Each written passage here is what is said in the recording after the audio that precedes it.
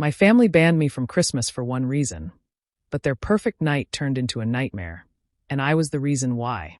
Stick with me while I share my story, and if it touches you, don't forget to support our channel by hitting that subscribe button, dropping a like, and sharing it with the people you care about. I'm Marley Quinn, 27 years old, and I've always been the black sheep in my family. Not because I did anything terrible, more like I never fit into the perfect, polished image my parents tried so hard to display. My older sister, Vera, was the crown jewel, the honor roll student, the flawless daughter, the girl whose mistakes were misunderstandings, while mine were always disappointments. But banning me from Christmas? That was a new level of cruelty I didn't expect. I mean, who bans their own daughter from the one holiday that's supposed to be about love, forgiveness, and family? According to them, I deserved it. According to them, I crossed a line. But the truth? I was punished for something I didn't even do. They told the whole family I'd stolen our grandmother's heirloom bracelet, a piece worth more emotionally than financially. I didn't steal it. I found it, hidden in Vera's purse, right before she planned to pawn it. When I tried to return it and confront her, she flipped the story on me so fast even I started doubting my sanity. She cried, screamed, and told our parents that I planted it there to ruin her reputation. And because she was Vera, the golden one, they believed her instantly. No questions. No chance for me to explain. So they banned me. Their exact words. Until you apologize, you are not welcome in this home. I refused. I would rather be alone than apologize for something I didn't do. But here's what they didn't know. Their perfect Christmas, the matching red sweaters, the fancy dinner, the sparkling tree, was built on a lie. And I was done being the quiet, forgotten daughter who let everyone walk over her. This time, I wasn't just protecting myself. I was exposing the truth. Because what my family didn't realize was that the theft accusation wasn't a random explosion of drama. It was part of something bigger. Something Vera had been building for years. I had spent my entire life watching her manipulate, twist stories, whisper poison into my parents' ears until they saw me as a problem instead of a person. So when they banned me, something in me snapped. Not in a reckless way, in a clear, sharp way. I finally saw the pattern. The setup. The years of being blamed for things I never did. And I realized this Christmas wasn't going to break me. It was going to reveal everything they never wanted to see. And their perfect holiday? The one they chose to celebrate without me? It was already cracking. And I hadn't even shown up yet. The real reason I was banned from Christmas wasn't some dramatic betrayal I committed. It was something much smaller, much dumber, and somehow far more humiliating. My family accused me of stealing my grandmother's heirloom bracelet. The one she used to wear every Christmas Eve, the one everyone claimed would stay in the family forever. And the worst part, they didn't even ask me what happened. They just decided I was guilty and moved on. It started 2 weeks before Christmas. I stopped by my parents' house to drop off a few gifts. Vera wasn't home, but her purse was on the dining table, half unzipped like she had rushed out. I wasn't looking for anything, but something shiny caught my eye. I recognized it immediately, the bracelet. My grandmother's bracelet. The one Vera claimed she had put somewhere safe. At first, I thought she must have forgotten it in there. But then my chest tightened. Vera never forgot anything valuable. She guarded expensive things like her life depended on it. On a weird instinct, I checked the side pocket. Inside was a pawn shop business card with a date circled in red. 2 days later. Suddenly everything made sense. She wasn't keeping the bracelet safe. She was planning to pawn it. I didn't want drama. I didn't want a fight. I just wanted to put the bracelet back where it belonged.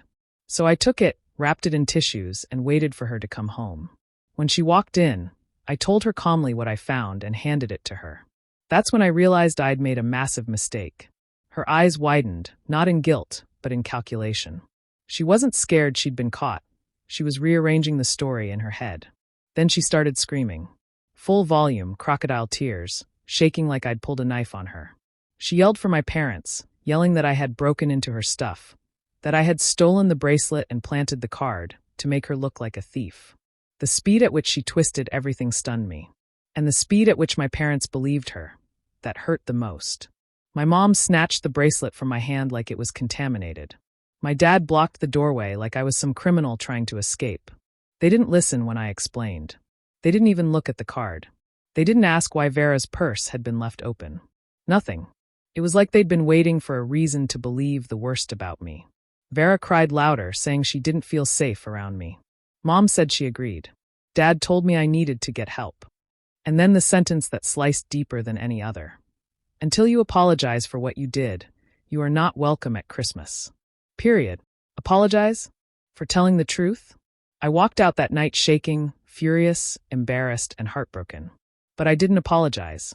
Not then. Not ever. 3 days before Christmas, when I thought the worst had already happened, life decided to peel back another layer of betrayal I didn't know existed. I ran into Mrs. Donovan, our old neighbor, while picking up groceries. She hugged me tightly, like she always did, then pulled back and asked why I hadn't been around to help with the will changes. I froze. I hadn't heard a single word about any wills. My parents didn't discuss that kind of thing with me. They barely discussed anything with me. I asked her what she meant, and she casually mentioned that my parents had rewritten everything a few months ago, and that Vera had been handling most of the paperwork. My stomach dropped so hard I thought I might throw up right there in the parking lot. I asked carefully what she'd heard. Mrs. Donovan said my parents wanted things to be simple, so they were leaving nearly everything, the house, the savings, the investments, to Vera, and that they'd told her it was for the best, given how unpredictable I had become. Unpredictable. That was the word Vera used to describe me whenever she wanted to make me sound unstable. I drove home shaking, replaying every strange moment from the last year. Every time I'd tried to call, and my mom said she was too busy. Every time my dad claimed he never got my messages. Every time Vera told me I was overreacting when something felt off. Suddenly the bracelet incident felt less like a spur-of-the-moment lie and more like a carefully planted seed. A move in a longer game I hadn't even known I was part of. That night, I searched for answers. I dug into old emails my parents had forwarded me months ago, the ones that always seemed incomplete. I checked dates, statements, anything I could piece together. And slowly, an ugly picture formed. Vera had been hiding their mail. Not just random letters, important documents. Bank updates. Insurance notices. Bills. Even invitations addressed to me. My parents weren't ignoring me. They just never saw what I sent. She had rerouted their financial notifications to her email. She had them convinced they were getting older, forgetting things. When in reality, she was spoon-feeding them the version of events she wanted them to believe. And every version made me look irresponsible, selfish, or unreliable. Every story made her seem necessary, like she was the only one who could manage things. The more I uncovered, the sicker I felt. This wasn't new. This wasn't one fight. This was years of quiet sabotage. Slow, deliberate erasure. I wasn't just the black sheep. I was the family mistake Vera had been slowly cutting out of the picture until only she remained. By the time midnight hit, I sat on my living room floor surrounded by papers, emails, screenshots, and the raw realization that my family hadn't betrayed me once. They had erased me. Carefully. Strategically. Completely. And I hadn't even noticed. Marley didn't plan to break down that night. But sometimes pain comes in waves that don't ask for permission. After discovering the truth about the will and the way Vera had slowly rewritten her existence, her mind began replaying old memories she thought she'd buried. Suddenly she was 6 again, standing in the hallway with tears on her cheeks as Vera told their mom that Marley had colored all over the wall. Marley knew she didn't do it. Her crayons were still in her drawer. But her mom didn't even give her a chance to speak. She just sent Marley to her room while Vera stood behind her with that same smug, satisfied smile she would later perfect as an adult. Then Marley remembered being 13, when Vera secretly read her diary and told their parents Marley was obsessed with boys. Marley tried to explain that she'd only written about a crush once, but her dad didn't listen. He grounded her for a month, saying he didn't want her to become one of those girls. Vera had watched from the doorway, leaning against the frame like the world's youngest villain, enjoying every second of Marley's humiliation. It wasn't just the big moments. It was the constant drip of small betrayals. Vera taking credit for Marley's school projects. Vera accidentally spilling juice on Marley's favorite shirt. Vera telling classmates that Marley still slept with a nightlight, then shrugging innocently when Marley confronted her. And every single time, their parents chose Vera's version of the story over Marley's quiet truth. Years of this created a kind of numbness Marley didn't even recognize until now. She thought she had healed. She thought she had grown stronger. But the pain hadn't gone anywhere. It had just learned how to hide. So she picked up the phone that night, hands trembling, and called her parents. When her mother answered, Marley didn't waste a second. She demanded to know why they changed the will. Why they never listened to her. Why they never questioned Vera's cruelty. Why they believed she stole the bracelet. Why they pushed her out of the family like she was some kind of problem. Her voice cracked, but she didn't care. She needed answers. Her mother responded with a cold, tired sigh. Marley, we're not doing this again. You always want drama. Her father grabbed the phone next. You need help, he said. You twist everything. Maybe some distance is good. And then they hung up. Just like that. Marley stared at the dead phone line, the silence roaring louder than any scream she could have let out. That was the moment something inside her cracked open. She felt empty. Abandoned. Unwanted. She sank onto the floor, shaking, trying to breathe through the feeling that she'd never meant anything to the people she loved most. As she leaned her head back against the couch, something thin slid out from between the pages of an old book, a letter she didn't recognize. When she unfolded it, her grandmother's handwriting stared back at her. My sweet Marley, it began. If you are reading this, then you are searching for truth. Be careful. Someone close to the family hides things well. Protect yourself. Trust your heart. Marley pressed the letter to her chest. She wasn't crazy. She wasn't imagining the manipulation. Her grandmother had seen it too. That was the moment Marley wiped her tears, stood up, and made a decision she should have made years ago. She wasn't waiting for justice anymore. She was going to fight for it. Marley spent the next week moving in complete silence, her anger no longer fiery but cold, calculated, and terrifyingly clear. Every night, once the house was quiet and the winter wind howled outside her window, she sat on the floor with a small metal box her grandmother once told her never to lose. Inside were folded papers yellowed by time, photos tucked carefully behind old birthday cards, and a few receipts wrapped in a handkerchief. Marley had never understood why her grandmother protected these things, until now. She read everything slowly, her fingers trembling. There were bank statements showing transfers Vera had made from their grandmother's savings into her own personal account. Long before their grandmother became too weak to notice anything. There were messages printed from an old phone, Vera hinting to relatives that Marley was unstable, telling her aunt that Marley couldn't be trusted with valuables, and even suggesting that Marley manipulated Grandma for pity. Lies. All of it. But the most heartbreaking discovery was the set of photos. Her grandmother smiling, holding a tiny box. The same box that once held the heirloom bracelet. On the back of one photo, in her grandmother's shaky handwriting, were the words, "This is for Marley. She deserves it." Marley pressed the photo to her chest and sobbed quietly. Not because she wanted the bracelet, but because her grandmother had loved her enough to leave something sentimental, something that had been in their family for 4 generations. Vera had stolen that too. Not the bracelet itself, but the meaning. Determined to strengthen her case, Marley reached out to her grandmother's former attorney, Mr. Charles Levington, a calm older man with a voice as steady as winter rain. He invited her into his office, listened carefully, then opened a locked drawer and handed Marley a copy of the original will. "The bracelet was yours," he said simply. "Your grandmother made it very clear. It was always meant to go to you." Marley's breath left her body. For a moment, she couldn't speak. Mr. Levington leaned forward. "If you can prove coercion or manipulation, the revised will can be challenged and overturned. But this isn't just about legalities, is it?" She shook her head. "I don't want the money. I don't care about the house. I just want my family to finally see what she's done. I want the truth to breathe again." He nodded with understanding. "Then document everything. Build your case. And choose your moment wisely." And she did. For days, Marley organized every photo, message, receipt, and note into a single folder. Her grandmother's truth preserved like a flame sheltered from the wind. She replayed conversations in her mind, connecting dots she had once ignored. She watched Vera parade around as the perfect daughter, adored by everyone, and felt a quiet storm build inside her. Finally, one night, staring at the glowing Christmas lights outside her apartment window, Marley whispered to herself, "Christmas night. That's when I end this.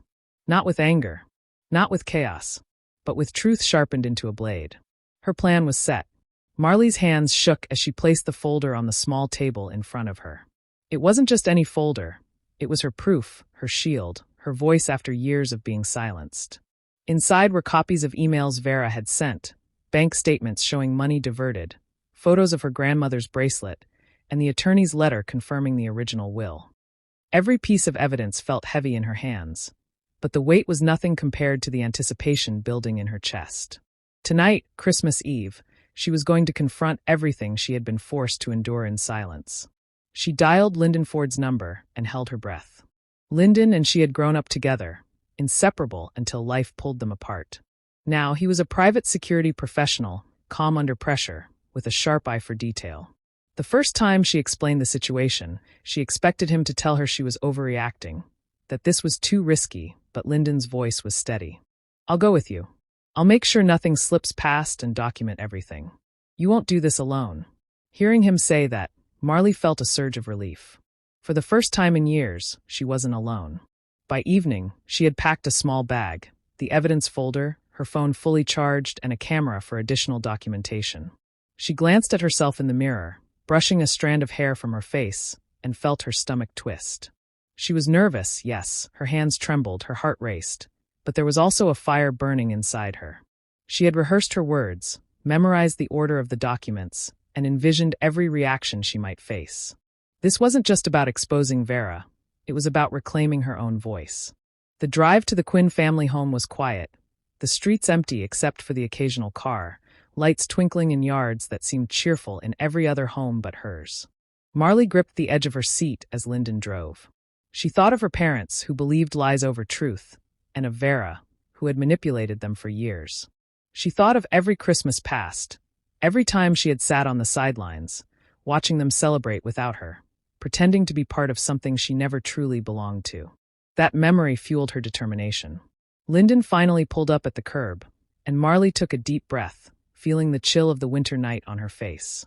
The house looked perfect, decorated exactly as Vera would have wanted. Twinkling lights, a towering Christmas tree, the smell of baked goods drifting from the kitchen. Inside, her family was oblivious to the storm about to hit them. Marley could feel her heart hammering in her chest, adrenaline coursing through her veins, but she steadied herself. "This is it," she whispered to Lyndon, who gave a small nod. "Stay calm. We do this carefully, but we do it thoroughly." Marley picked up the folder, her grip firm now, her resolve unshakable. No more running. No more being silenced. Tonight, the truth would finally be seen. Together, they stepped toward the front door, the sounds of laughter and festive cheer inside contrasting sharply with the tension building around Marley. Each step toward the house felt like a step toward reclaiming herself, toward confronting every betrayal, and toward a Christmas she would never forget, for the first time on her own terms. Marley stepped through the front door, her boots clicking softly against the polished hardwood. The warmth of the house hit her, along with the scent of cinnamon and roasting turkey. The living room was exactly how she remembered from every Christmas she'd spent on the outside looking in. The massive tree perfectly decorated, lights reflecting off the ornaments, stockings lined up neatly on the mantel, and matching sweaters on her family, as if choreographed for some holiday magazine. Laughter and cheer filled the air, and for a moment, Marley felt a pang of sadness for all the years she had been left out. Then Elisa's sharp voice cut through the room like glass. "Marley, what are you doing here? Leave. Now." Her mother's eyes flashed with anger, hands on her hips, the same posture she had used all those years to assert authority. Gordon stood behind her, shifting uncomfortably, clearly embarrassed, unable, or unwilling, to intervene. And there she was, Vera, the golden child, standing near the tree, her smirk wide, smug, confident. She had been waiting for this, anticipating Marley's hesitation, expecting her to turn tail. Marley didn't move. She gripped the folder tightly, feeling Lyndon's calm presence at her side. His steady hand on her shoulder was a silent reassurance that she wasn't alone, that she wouldn't be intimidated. She drew a deep breath, feeling the adrenaline sharpen every nerve, and then began to speak. "I'm not here to ruin Christmas. I'm here to tell the truth. About the bracelet, about the manipulation, about years of lies you've told to cover up what's really happening." Her voice was firm, unwavering, echoing across the room. Vera's smirk faltered slightly, replaced by a twitch of irritation. She crossed her arms, leaning slightly forward, ready to interrupt, but Marley held up her hand and opened the folder. She laid out the first document, a bank statement showing the diversion of their grandmother's funds. "This was hidden from my parents," Marley said, glancing at Gordon and Elise. "Do you know why? Because Vera wanted them to think I was unreliable, that I couldn't be trusted with family matters." Her mother's hand went to her mouth. Gordon shifted uneasily, eyes darting between Marley and Vera. Marley opened the next page. Emails in Vera's handwriting, messages carefully manipulating relatives, painting Marley as unstable. She spoke clearly, methodically, detailing each instance. She showed photos of her grandmother's bracelet, proof of its rightful ownership. Vera's agitation grew with every page. Her jaw tightened. She tried to interject, to shout, to twist the story, but Marley refused to be interrupted. Lyndon subtly positioned himself, so Vera couldn't leave without acknowledging what was being presented. "Stop it!" Vera finally yelled, her voice rising, faltering under the weight of the evidence. "This isn't true. You're lying." Marley kept her gaze steady. "Look at the proof, Vera. Look at the receipts, the emails, the messages. Stop hiding behind lies. This ends tonight." Cracks appeared on her parents' faces, the first hints of doubt in years. Gordon opened his mouth, then closed it. Elise's eyes widened as she finally looked at Marley not as the black sheep, but as the one holding the truth. The perfect Christmas had begun to crumble, and Marley had only just started. Marley took a deep breath and opened the final folder, the one she had saved for the crescendo of the night. She pressed play on her phone, connecting it to the living room TV. The screen flickered to life, showing footage from a local pawn shop a few weeks earlier. There was Vera, her face tense, holding the bracelet, the very same heirloom that had been the center of all accusations. She handed it over to the cashier, whispering something Marley couldn't hear. But the timestamp was clear. The date was weeks before Vera had claimed Marley stole it. Marley watched as her family froze, the laughter and chatter vanishing instantly. Elise's hands flew to her face, tears spilling down her cheeks as the reality sank in. "Oh my God," she whispered, her voice breaking. Gordon's jaw dropped, his eyes wide, staring at Vera in shock. For the first time in years, he didn't know what to say, and his silence was deafening. Vera's smirk faltered, then disappeared entirely. She stepped back, panic creeping into her expression as the room spun around her. Marley didn't speak.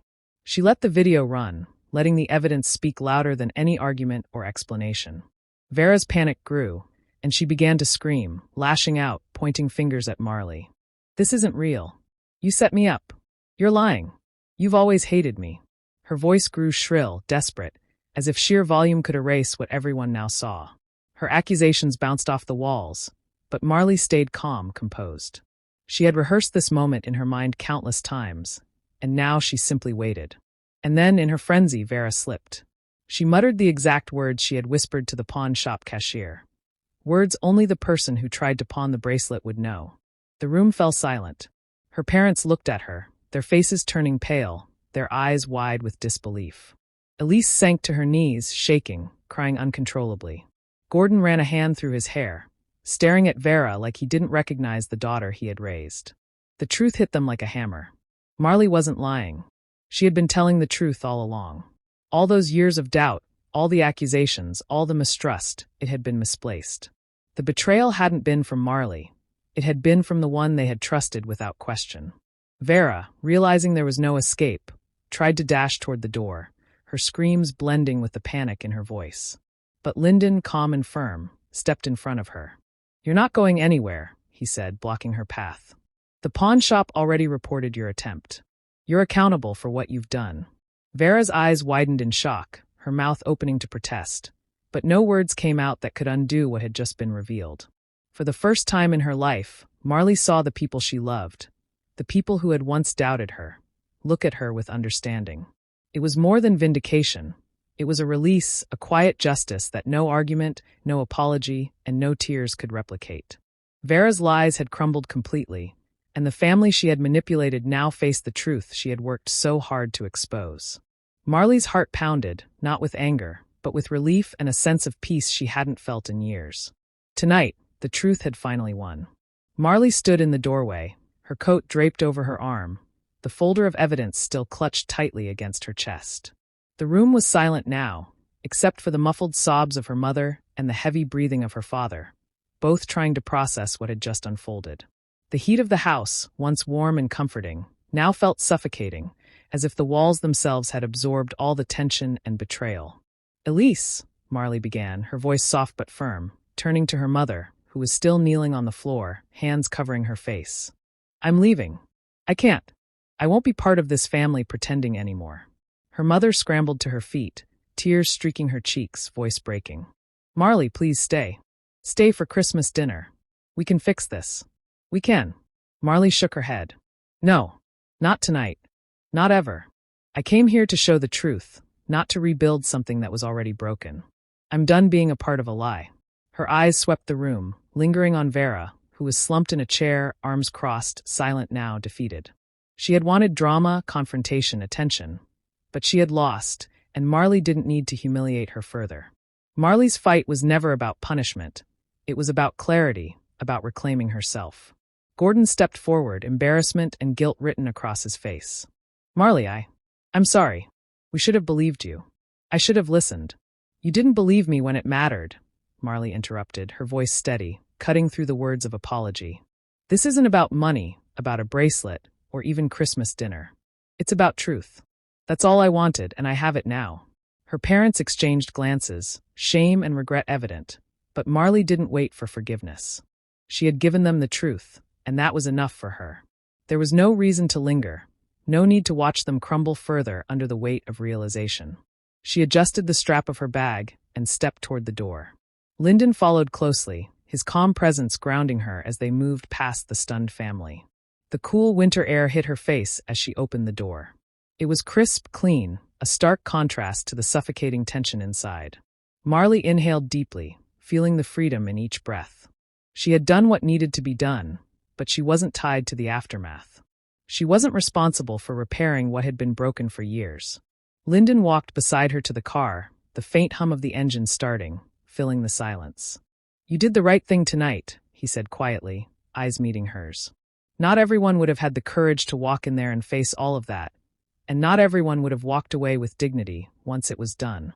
Marley smiled faintly, the weight of years lifting, a new resolve settling in her chest. "I just needed them to see the truth. That's all I wanted. And now, I have my peace."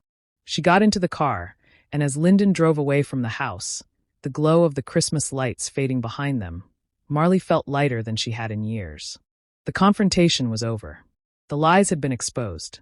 And for the first time, she was walking away on her own terms, free to finally be herself, unburdened, and in control of her own life. Days passed after that tense, unforgettable Christmas Eve, and Marley began to notice the subtle changes that unfolded in the aftermath of her confrontation. The house she had once dreaded receiving invitations to seemed quieter when she drove past, the bright lights of the tree now dimmed and unadorned. She learned through a neighbor that Vera had packed her things and moved into a small apartment nearby. Marley didn't feel triumph or glee, only relief.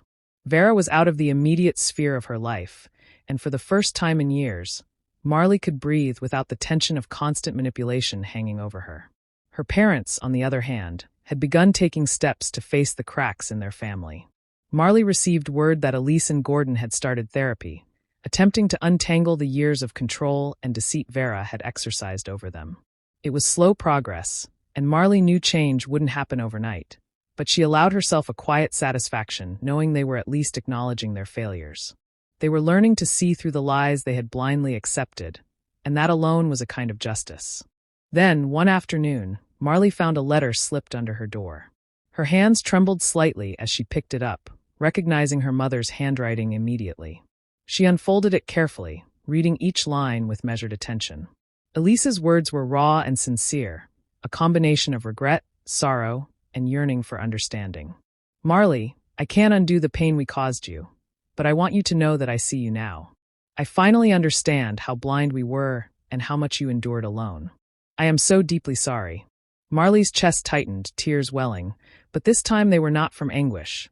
They were from relief, from validation, from the healing balm of being acknowledged after so many years of invisibility. Marley sat with the letter for a long while, considering what it meant to reconnect with her parents.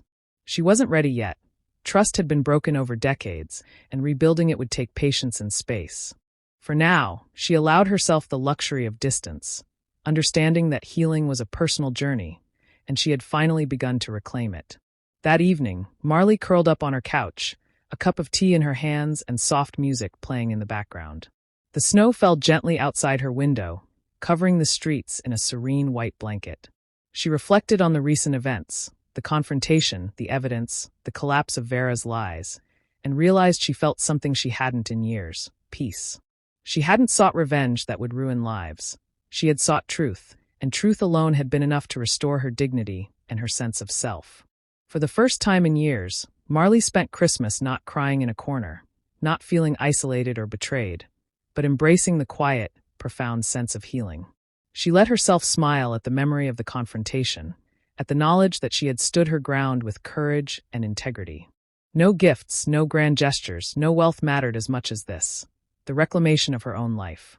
And in that stillness, Marley felt whole again. Do you think Marley made the right choice by walking away from her family after revealing the truth? Or should she have stayed and tried to repair things sooner? Share your thoughts in the comments. I really want to hear your perspective. And if you love emotional stories full of family drama and justice, don't forget to hit subscribe and turn on the notification bell so you never miss a new story.